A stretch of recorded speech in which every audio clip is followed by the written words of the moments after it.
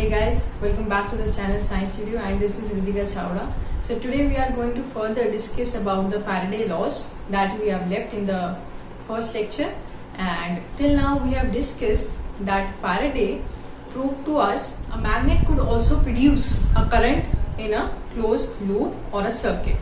So guys, देखो हमने last lecture में क्या कवर किया था, मैं ब्रीफ से आपको बता देती हूँ. एंड अगर आपको एक्सप्लेनेशन बहुत ही डिटेल में देखना है तो आप डिस्क्रिप्शन में जाकर लास्ट वीडियो को देख सकते हो in the playlist of electromagnetic induction.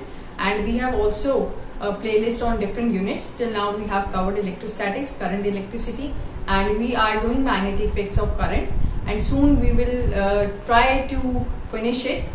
And till then we have started with a new chapter, a new unit with new concepts. And अभी हमने क्या पढ़ा फर्स्ट लेक्चर में in the electromagnetic induction, that a magnet could also produce a current or also induce an EMF and hence induce current in a closed loop. So guys, क्या था वो experiment जो उसने किया था? Suppose we have a magnet and we have a closed loop around it. ठीक है, जब हम इस मैग्नेट का मूवमेंट करा रहे हैं इस लूप के पास में बार बार, तो हमने ये देखा कि गैल्वेनोमीटर में कुछ डिफ्लेक्शन हो रहा है. ठीक है, तो जब जब मैं मूवमेंट कराऊंगी मैग्नेट का इस कॉइल के पास, तो गैल्वेनोमीटर में कुछ डिफ्लेक्शन होने का क्या मतलब कि गैल्वेनोमीटर में से कुछ करंट का फ्लो हो रहा है. इट मीन्स इस लूप के अंदर कुछ करंट फ्लो कर रहा है. सो गाइज, अगर इसी केस के अंदर मैं जो मैग्नेट का मूवमेंट है उसको फास्टर कर दूं, तो हमने ये देखा कि जो गैल्वेनोमीटर के अंदर डिफ्लेक्शन है वो भी बढ़ रहा है.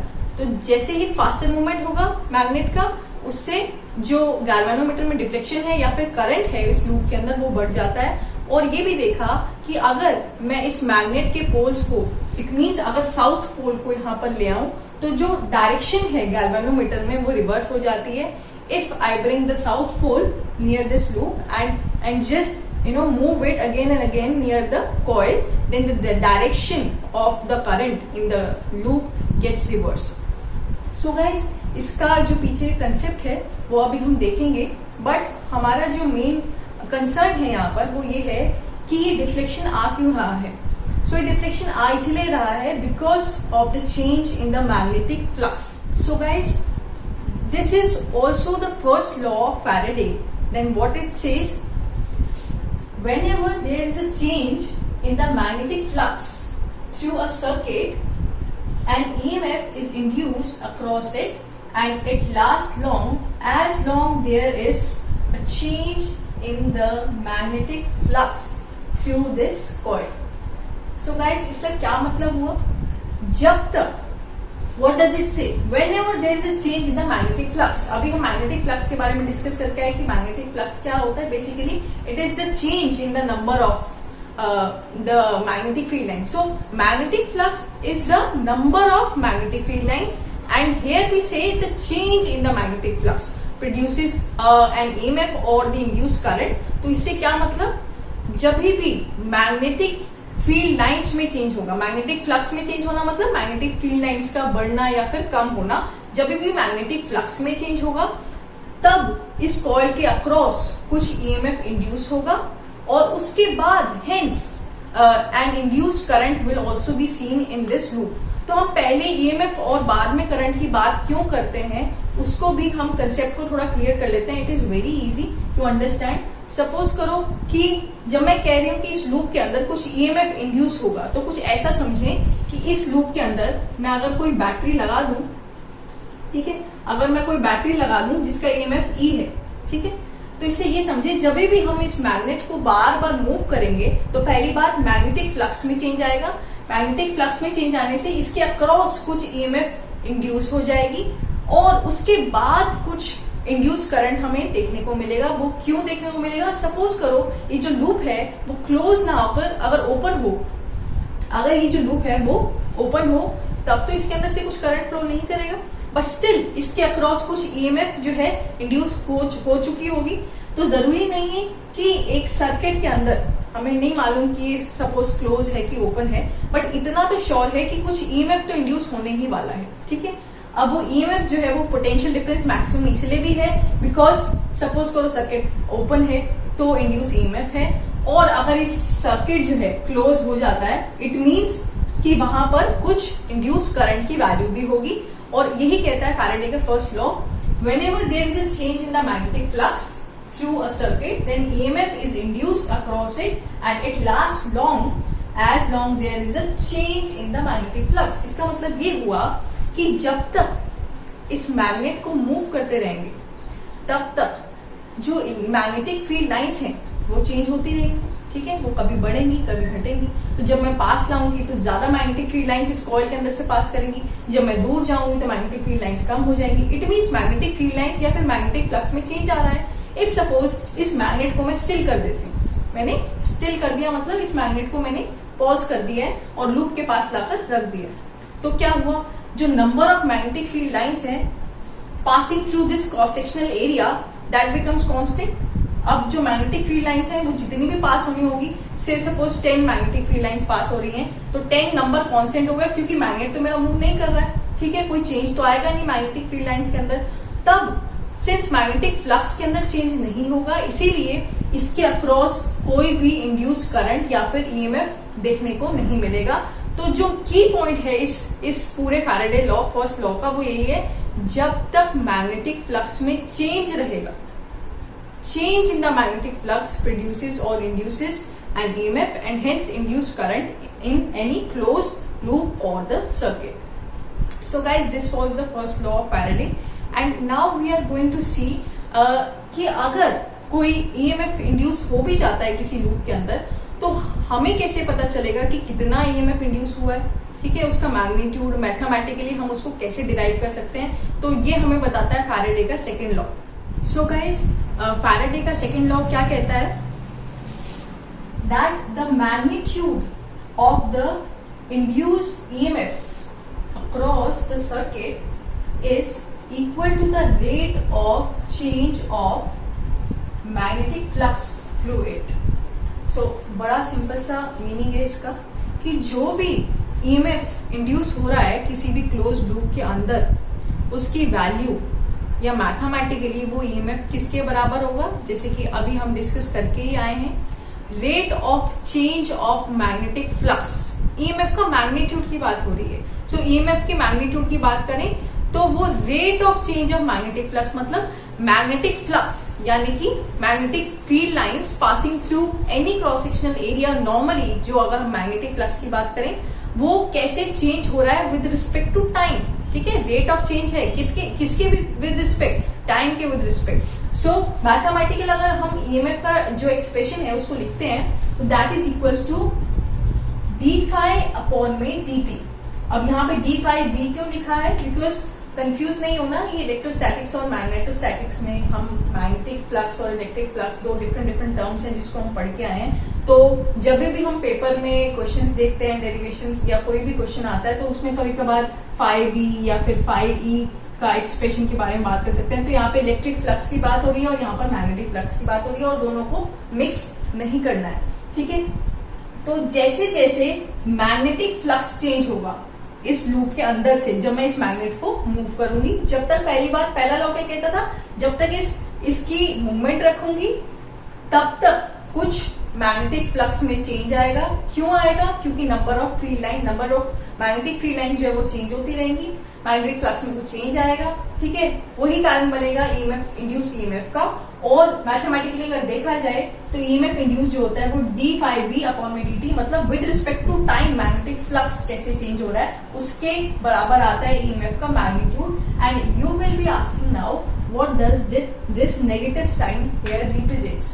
सो गाइज इस नेगेटिव साइन के लिए आपको थोड़ा सा और वेट करना पड़ेगा, बिकॉज इसके आगे जो हम ये बार बार कह रहे हैं कि कुछ ईएमएफ इंड्यूस होगा, हेंस ईएमएफ के बाद कुछ करंट इंड्यूस होगा, तो जो करंट की डायरेक्शन है वो क्लॉकवाइज होगी किसी भी कॉइल के अंदर या फिर एंटी क्लॉकवाइज होगी, वो ये नेगेटिव साइन जो है हमें बताएगा और उसके लिए आपको थोड़ा सा वेट करना होगा। और गाइस एक और बात है कि जब भी हम कह रहे हैं कि मैग्नेट को मूव करते हैं तो मैग्नेटिक फ्लक्स में चेंज आ रहा है थ्रू दिस कॉइल, तो जरूरी नहीं है कि आप सिर्फ मैग्नेट को ही मूव करो तो ही हमारी बात बनेगी। हमारा मेन मोटिव है to change the magnetic flux with respect to time, तो उसके लिए हम इन दोनों के रिलेटिव मोशन की बात करते हैं, चाहे फिर आप मैग्नेट को मूव करो या फिर कॉइल को मूव करो या फिर थोड़ी देर मैग्नेट को मूव करो, थोड़ी देर कॉइल को मूव करो, दोनों में से किसी एक का भी रिलेटिव मोशन अगर हो तो हम बेसिकली रिलेटिव मोशन के टर्म्स में बात करते हैं। तो जनरली हम मैग्नेट को मूव करना ज्यादा आसान समझते हैं, इसलिए हम कहते हैं जब तक मैग्नेट मूव करता रहेगा change in the magnetic flux रहेगा। जब तक change in the magnetic flux रहेगा तब तक ईएमएफ इंड्यूस होगा, और जो ईएमएफ की वैल्यू होगी वो होगी d∅b/dt, मतलब rate of change of magnetic flux through per unit time. ठीक है, टाइम के साथ कैसे चेंज हो रहा है। और जो डायरेक्शन है, जो हम करंट की डायरेक्शन देखेंगे, अगर कोई भी लूप जो है वो क्लोज है तो ऑब्वियसली बात है, अगर ईएमएफ या कोई पोटेंशियल डिफरेंस अगर उसके अक्रॉस प्रोड्यूस हो रहा है या इंड्यूस हो रहा है तो ऑब्वियसली बात है उसके अंदर कुछ ना कुछ तो करंट की वैल्यू होगी। ठीक है, अब करंट जो बहेगा वो क्लॉकवाइज बहेगा कि एंटी क्लॉकवाइज बहेगा, उसको देखने के लिए we have to discuss another topic, that is Lenz law. So guys, Lenz law का स्टेटमेंट क्या कहता है? तो पहली बात जो हमें अपने दिमाग में अच्छे से बिठानी है और अच्छे से डालनी है वो ये है कि लेंस लॉ से हमें पता क्या चलता है। देखो, Faraday laws are not sufficient to describe the fact that some EMF or some induced current is there whenever there is a change in the magnetic flux. This fact is not complete yet. जब तक हमें यही नहीं पता चलेगा जो भी current produce हो रहा है किसी भी लूप के अंदर उसकी डायरेक्शन क्या है, वो क्लॉकवाइज है, इधर क्लॉकवाइज है और एंटी क्लॉकवाइज है। ठीक है, नॉर्थ पोल बनेगा कि साउथ पोल बनेगा, क्योंकि हमें मालूम है कि अगर किसी भी कॉइल का जो फेस है वो नॉर्थ पोल होता है, इट मीन्स उसके अंदर से जो करंट है वो एंटी क्लॉकवाइज फ्लो करता है। अगर वो साउथ पोल की तरह बिहेव करता है तो उसके अंदर से जो करंट है वो क्लॉकवाइज जो है फ्लो करता है।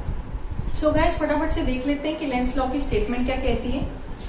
The direction of the induced current और EMF is such that it opposes the cause which has produced it. So इस स्टेटमेंट को समझना अपने आप में थोड़ा सा ट्रिकी काम है, बट इस स्टेटमेंट को समझने के लिए इसकी स्टेटमेंट को दोबारा से पढ़ना जरूरी है। वो क्या कहती है?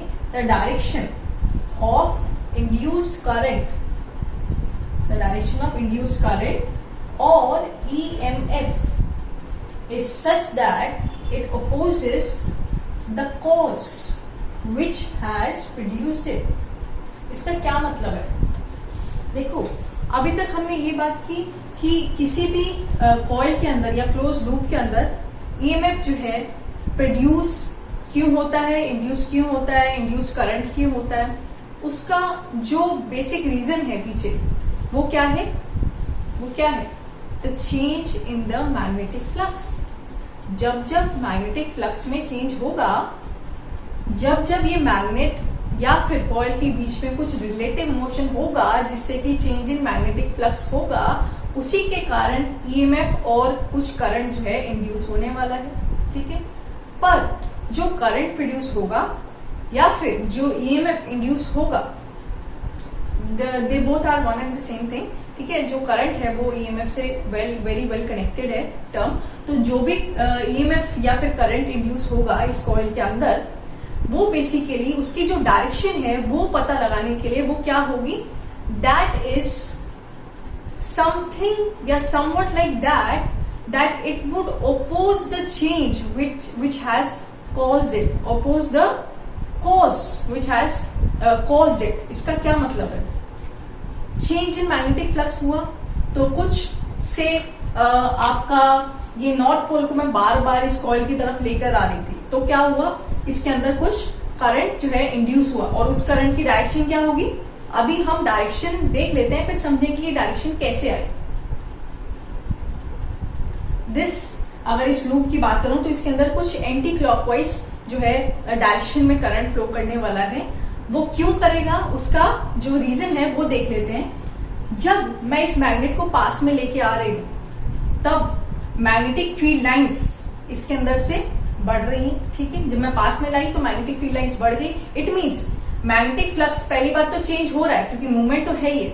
ठीक है, तो मैग्नेटिक फ्लक्स में चेंज हो रहा है और मैग्नेटिक फ्लक्स चेंज होके बढ़ गया क्योंकि मैं पास लेके आई। ठीक है, पास लेके आई मैग्नेट को तो मैग्नेटिक फ्लक्स में चेंज बढ़ गया है। ठीक है, अब इन कंपैरिजन टू दूर लेके जाऊंगी तो मैग्नेटिक फ्लक्स में जो चेंज है वो कम हो जाएगा। चेंज तो हो ही रहा है और मैग्नेटिक फ्लक्स कम हो रहा है, कभी ज्यादा हो रहा है। अब जब मैं पास लेके आऊंगी तो मैग्नेटिक फ्लक्स बढ़ रहा है, पर मेरी जो करंट की डायरेक्शन है इस लूप के अंदर वो कुछ ऐसी होनी चाहिए कि इस बढ़ते हुए मैग्नेटिक फ्लक्स को, जो कि कॉइल के अंदर से बढ़ रहा है पास लाने पे बार बार, उस बढ़ते हुए मैग्नेटिक फ्लक्स को कम किया जाए। ठीक है, ये बात कॉज क्या है जो कि इस करंट को इंड्यूस कर रहा है, that is change in the magnetic flux. ठीक है, अगर मैग्नेटिक फ्लक्स बढ़ेगा किसी भी लूप के अंदर तो करंट कुछ ऐसे इंड्यूस होगा, उसकी डायरेक्शन कुछ ऐसे इंड्यूस होगी ताकि वो इस बढ़ते हुए मैग्नेटिक फ्लक्स को कम कर सके। अगर सपोज करो इसी मैग्नेट को मैं दूर लेके जा रही होती तो मैग्नेटिक फ्लक्स जो है पहली बार चेंज हो रहा होता, और चेंज होके क्या हो रहा होता, कम हो रहा होता, क्योंकि मैं इसको दूर लेके जा रही थी। अब मैं दूर लेके जा रही हूँ तो मैग्नेटिक फ्लक्स कम हो रहा है। ठीक है, और करंट कुछ ऐसे इंड्यूस होगा कि वो इस चेंज को अपोज करने वाला है। इट मीन्स मैग्नेटिक फ्लक्स अगर कम हो रहा है तो इस करंट की डायरेक्शन कुछ ऐसी होनी चाहिए। ये तो फर्स्ट केस था। सेकेंड केस में अगर जो d∅b है वो कम हो रहा है, ठीक है, चेंज कम हो रहा है, अगर या ∅b कम हो रहा है तो उससे क्या होगा, करंट कुछ ऐसे इंड्यूस होगा कि वो मैग्नेटिक फ्लक्स को बढ़ा सके। जस्ट अपोजिट टू दैट, जो भी काम हो रहा है उससे उल्टा करना है करंट का डायरेक्शन, ताकि मैग्नेटिक फ्लक्स जो है अगर बढ़ रहा है तो कम हो जाए, कम हो रहा है तो बढ़ जाए। ठीक है, और हमें मालूम है अगर ये नॉर्थ पोल को मैं बार बार इसकी तरफ लेके आ रही हूँ तो मैग्नेटिक फ्लक्स बढ़ रहा है। ठीक है, मोर number of magnetic field lines would pass through this coil.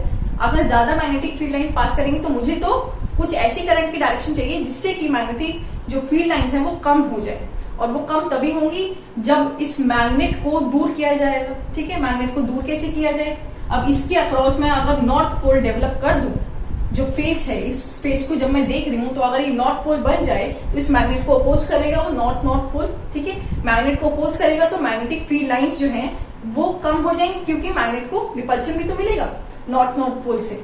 अगर ये नॉर्थ पोल इस नॉर्थ पोल को रिपेल करेगा तो मैग्नेट रिपेल होगा, और मैग्नेटिक फील्ड लाइंस इस कॉइल में से पास करने वाली कंपैरेटिवली कम हो जाएंगी। जब ये दूर जाएगा तो कम हो जाएंगी। इट मीन्स मुझे यही तो चाहिए था, पहले मैग्नेटिक फील्ड लाइंस बढ़ रही थी क्योंकि ये पास में जा रहा था, मुझे करनी है कम, उसके लिए मुझे इसको नॉर्थ पोल बनाना पड़ेगा, और नॉर्थ पोल बनाने से क्या हुआ, मैग्नेटिक फ्लक्स कम हो गया। और जब भी किसी भी कॉइल के अंदर नॉर्थ पोल जो है कन्वेंशनली प्रोड्यूस होता है या नॉर्थ पोल फॉर्म होता है तो उसकी जो डायरेक्शन है वो हम एंटी क्लॉकवाइज लेके चलते हैं। So this is the fact. I hope आप लोगों को ये कंसेप्ट जो है it is a bit difficult, but समझ में नहीं आने जैसा ऐसा नहीं है। बट आप चाहो तो इस वीडियो को इसका स्पीड स्लो करके या फिर बार बार थोड़ा रिमाइंड करके, बिकॉज ये कंसेप्ट थोड़ा होता है कि कभी कभार हमें समझने में टाइम लगता है, बट इट्स ओके। अगर किसी को ज्यादा टाइम लग रहा है, कम टाइम लग रहा है, no issues at all, but concept समझ में आना is the most important thing. तो इस वीडियो को बार बार देखें, अगर एक बार में समझ में आ जाता है तो that is very good, but it is very important topic, and इसको ध्यान से सुने और इसको ढंग से पढ़ें और अपने नोट्स बनाएं, और चाहो तो इसका स्क्रीनशॉट भी ले सकते हो, और पहले वाले जो लॉ था उसको अब रिवाइंड करके उसका स्क्रीनशॉट ले सकते हो, अदरवाइज आप अपने नोट्स भी बना सकते हो। तो गाइज नेक्स्ट वीडियो में मिलते हैं, we will continue with the electromagnetic induction.